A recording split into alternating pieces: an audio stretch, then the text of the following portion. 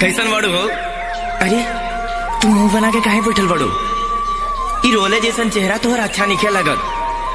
अरे तोहरा चेहरा पर तो बस मुस्कुराहट अच्छा लगला। तो हमेशा हंसते खेलते अच्छा लगेलू।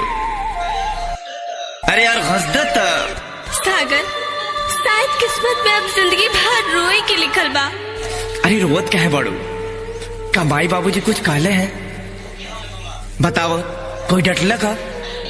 तो के हमार कसम बा, बताओ जान। सागर, अगला महीना में हमार शादी होके वाला बा। ना, ये नहीं के हो सकत।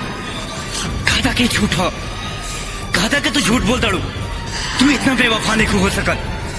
कहता के मजाक हो। मजाक तो हमरा साथे जिंदगी कैले बा।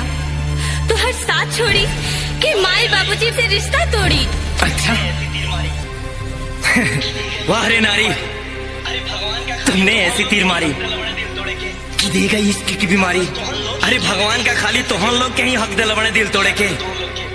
का बस तोहन लोग ही क्यों के दिल से खेल सकेलू? बहाना तो तोहन लोग के माई बाबूजी मिल जाने। तो प्यार करे से पहले अपना महतारी बाप से कहना पूछ ले लू। बस सागर, खबरदार जो हमरा माई बाबूजी के बारे में कुछ कहला। अरे पहला प्यार तो हमके अपना माई बाबूजी से ही मिलल, जिकरा सहारे हम पलल बानी। और कहल गइल बा कि पहला प्यार केहू भुला ना सकेला। तू तो हमार दूसरा प्यार होवा। तोहरा प्यार पर हमार माई बाबूजी के प्यार भारी पड़ गइल बा, जिकरा प्यार खातिर हम ही शादी करे जाता नहीं। ठीक बात सीखा तो कर ला शादी। हम देखा था नहीं कि तुहार शादी कैसे होता। इतना तक गारंटी बगा तुम्हारा बिना हम जिएब ना। अगर जिंदा रहे तो तारा डोली के जगह पूरा बाराती कार से उठा दे। तई बात सुन ला, चिता में सबसे पहले चिता हमार होई। तू का कहत बाड़ू? अरे तू तो हमार जान हो। हम खुद के मौत के नींद सुला ले, लेकिन तोहके कुछ ना होके दे। सॉरी सागर, जज्बात में हम तोहके भला बुरा कह देनी।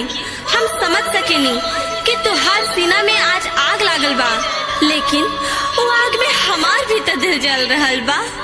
हमके जायदा सागर, हमके माफ करा।